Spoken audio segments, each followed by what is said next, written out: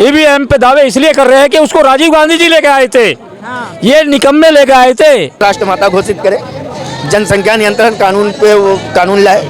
उसके अलावा जो है कि देश के अंदर जितने भी धार्मिक स्थलों पे जो विवाद हैं उन विवादों को निपटाने का काम करे। यूसीसी जो है पूर्ण रूप से लागू करे। देश में एनआरसी सीएए को पूर्ण रूप से लागू करे। कर रहे हैं। आप कह रहे थे राजस्थान में सबसे बहुत कुछ सस्ता है, वहाँ गैस सिलेंडर सस्ता है, वहाँ ये सस्ता है, वहाँ वो सस्ता है। छत्तीसगढ़ में तो जनता खुशहाल है, न जाने क्या क्या बोला गया था कि गहलोत जी ने तो सिलेंडर सबसे कम में दिया है पूरे देश के मुकाबले। तो क्या हुआ साहेब, राजस्थान का क्या हुआ? किताब आप लेकर आए हैं? उन लोगों को किराए पे लेके आए, भाड़े के टट्टुओं को, जिनको ये कहते थे कि ये किसान है। होती है, आपको जमीन के स्तर से सोचना पड़ेगा, मजदूर किसानों के लिए आपको सोचना पड़ेगा। ये समझो कि हम भारत के लोग हैं और हमारी राष्ट्रीयता, हमारी संस्कृति, हमारे व्यवहार क्या है, हमारे आचरण क्या है, मोदी जी तो उस पर फोकस करते हैं। आप सीधे सीधे धर्म जाति पे आ जाते हो। आप कभी जो है कि मुस्लिमों का हित कहते हो कि हमारे पास मुस्लिम है, आप तो मुसलमानों को बलि का बकरा बना के रख लेते हो। कभी कभी ऐसा भी लगता है, अरे मुसलमान इस भारत के हैं भाई, वो किसी के जो है कि जागीर नहीं है। मुसलमानों का अपना हित है, अपना दिल है, अपना उसका संविधान है, उनका अधिकार है, वो चाहे जिसको वोट दे। वो इन राज्यों में खैर ये रहा कि लाडली योजना काफी एक कारण रहा सरकार बनाने का। 2024 के लिए क्या मुद्दे रहेंगे? देखिए 2024 के लिए अभी देखिएगा, जैसे ही ये संसद का सत्र चल रहा है, हमें लगता है कि 2024 का मेन मुद्दा होना चाहिए कि प्रधानमंत्री जी गाय को राष्ट्रमाता घोषित करे, जनसंख्या नियंत्रण कानून पे वो कानून लाए। उसके अलावा जो है कि देश के अंदर जितने भी धार्मिक स्थलों पे जो विवाद हैं उन विवादों को निपटाने का काम करे।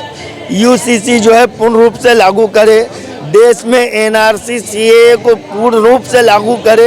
ये सारे काम भारतीय जनता पार्टी यदि करती है तो 2024 में 400 से ज़्यादा आंकड़े लेकर के ये पुनः सरकार में आएगी। राम मंदिर का निर्माण हो चुका है, अब हमारे आगे काशी और मथुरा है। ये काशी और मथुरा का भी विवाद जो है 2024 में प्रधानमंत्री नरेंद्र मोदी के बनते ही, भारतीय जनता के पार्टी बनते ही ये विवाद भी सुलझ जाएगा। फिर देश के अंदर न तो कहीं दंगे होंगे, न कहीं कोई धार्मिक उन्माद होगा, न कहीं लड़ाई झगड़े होंगे। देश के सारे लोग जो कहेंगे कि सीना ठोक के गर्व से कहेंगे कि हम भारतीय हैं। आप कांग्रेस के हिस्से के वोट इधर उधर कट गए हैं और ना आप एवरेज लगाइए कि कांग्रेस को कितने वोट मिले हैं, कितने वोट दिए गए हैं, इस बात का आप हिसाब किताब लगाइए। जिन लोगों ने बीजेपी को वोट नहीं दिया है या जिन लोगों ने कांग्रेस को वोट दिया है, आप उनके वोट जोड़िए, वोट कितने हैं, वो लोग क्या चाहते हैं। वो लोग वही हैं जो महंगाई के मुद्दे पे बात करना चाहते हैं, राशन के मुद्दे पे बात करते हैं। हर चीज़ की शुरुआत भूख से होती है।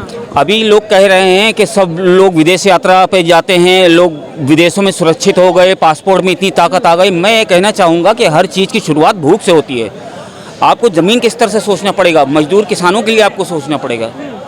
आपने इतना पैसा उद्योगियों को, भाई मोदी जी तो किसानों के हित में बहुत काम कर रहे हैं, बड़ी योजनाएं बनाई हैं।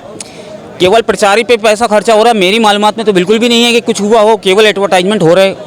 जी, आप किसी से पूछ के देख लिए, वो सब बता देंगे कि क्या हालात हैं यहाँ के, कारोबार में क्या रह गया है, नौकरियाँ किसकी रही हैं, किसकी चली गई हैं। अब तो एक तरह से अधीनता कि हम लोग अब किसकी गुलामी करने जा रहे हैं, किसी के थ्रू। अब तो हम सरकारी नौकरी करते थे, सब सेक्टर प्राइवेट हो जाएंगे तो उनकी नौकरी करनी पड़ेगी।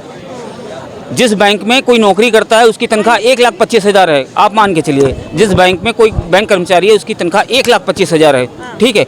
और वही बैंक जब प्राइवेट हो जाएगी, जिनके हाथों में जाएगी ना, वो 25,000 रुपये में सारा काम चलवा लेंगे और 1,00,000 रुपया आपका 20 से गैप अपने पास रख लेंगे। 2024 में मोदी जी क्या रहेगा उनका, आ रहे हैं? मेरे हिसाब से अगर आवाम महंगाई पर ध्यान दे रही है, राशन पे दे रही है, रोजगार पे दे रही है, तो फिर नहीं आएंगे। ये तो जनता के हाथ में है, सीधी बात है जी। इतनी महंगाई बढ़ रही है, क्यों?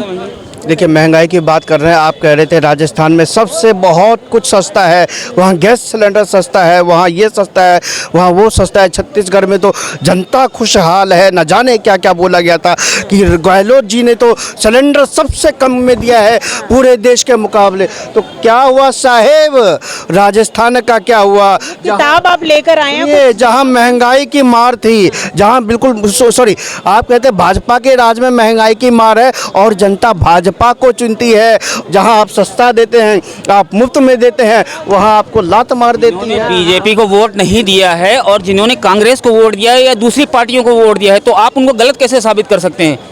आप उनको कैसे गलत, यहाँ जीत हार की बात छोड़िए, उनको आप गलत कैसे साबित करेंगे? जब जो आदमी सत्ता पर काबिज हो जाए, जीता उसी को कहते हैं, शायद आपको मालूम होना चाहिए। जो आदमी और इलेक्शन जरिया नहीं होता, इस बात को हमेशा ध्यान रखिएगा। राजनीति हमेशा आप क्या बात कर रहे हैं? भाई देश के विकास के लिए काम देश में आप कह रहे हैं कि अभी मोदी सरकार में देश में अभी मोदी सरकार में बड़ी महंगाई है, 2024 में जनता महंगाई के मुद्दे पर वोट करेगी। तो यही महंगाई तो आप कहते हैं राजस्थान में बिल्कुल महंगाई नहीं है। गैस सिलेंडर 400 रुपये आप दे रहे थे, राजस्थान की बात कर रहा हूँ, और पूरे देश के 2829 राज्य में आप लोग ढोल पीटते थे, गहलोत जी 400 रुपये में सिलेंडर दे रहे हैं, मोदी जी 1100 रुपये में सिलेंडर दे रहे हैं। तो लात क्यों मार दिया? जवाब दो ना। मैं कह रहा हूँ, जिन लोगों ने बीजेपी को वोट नहीं दिया है या कांग्रेस में वोट दिया या किसी और को वोट दिया है, वो चीज मत कहिए, भाजपा को वोट दिया, कांग्रेस को तो क्या वो लोग गलत हैं? सत्ता उनके में मुद्दे क्या मायने नहीं रखते हैं? जीता कौन? गहलोत जी जीते क्या? गहलोत जी जीते ना? आपके हिसाब से गहलोत जी जीते ना? भाई ये लोग एक जीत मिनट रहे हैं। ईवीएम पे क्यों आ जा रहे हैं? हालांकि वो ईवीएम पे निशाना साधना शुरू हो गए, क्या कहना चाहेंगे? बताऊंगा, देखो सुनो, ये कहते हैं कि अगर चोर व्यक्ति है, अगर आदमी चोर है तो चोर का साथी चोर ही होता है। सुने मेरी बात, चोर का साथी चोर ही होता है। जैसे कि आप ले लो, जहाँ कांग्रेस थी, वहाँ के राज्यों की बात करूँगा, राजस्थान महिला क्राइम नंबर 1 पे था, महिलाओं पे था, लेकिन उंगली उठाते थे मणिपुर पे, अपने गले में जाके नहीं देखते थे। अगर यहाँ पे जब कोई दिक्कतें पड़ती थी, जैसे कि संसद के ऊपर मान के चलो, एक मुख्य चीज़ लेकर चल रहा हूँ मैं देश के बारे में, संसद में सीटें कम थी, हमारे यहाँ सांसद ज़्यादा हो गए थे। तो आज नहीं ज़्यादा हुए थे, कल तो ज़्यादा हो सकते थे, जैसे देश की जनसंख्या बढ़ रही है उस हिसाब से कल ज़्यादा हो जाते। तो अगर नया बन जाता, इन्होंने वो आतंकवाद कराने के लिए यहाँ पब्लिक रोड पे उतारे दंगे कराने के लिए। उन लोगों को किराए पे लेके आए, भाड़े के टट्टुओं को, जिनको ये कहते थे कि ये किसान हैं। और देखो, किसान आंदोलन इन्हों का कराया हुआ था, केजरीवाल का, इनका। कैसे ईवीएम पे इतने बड़े बड़े दावे कैसे कर रहे हैं? सबसे बड़ा मुद्दा है आज ये। अच्छा एक बात बताओ, ईवीएम पे दावे इसलिए कर रहे हैं कि उसको राजीव गांधी जी लेके आए थे, ये निकम्मे लेके आए थे।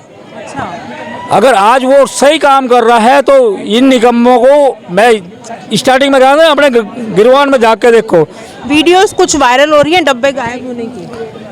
जब ईवीएम चल रहा है तो डब्बे कहाँ से आ जाते हैं, ये बताइए आप। ईवीएम ही मशीन है। मैं ये कह रहा हूँ, डब्बे कहाँ से आ गए?